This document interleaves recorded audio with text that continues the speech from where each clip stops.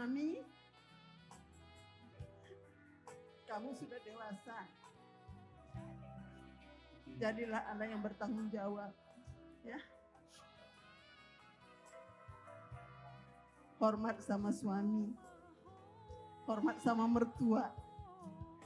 Kalau sudah hormat sama mertua, kamu jadi permain kesayangan.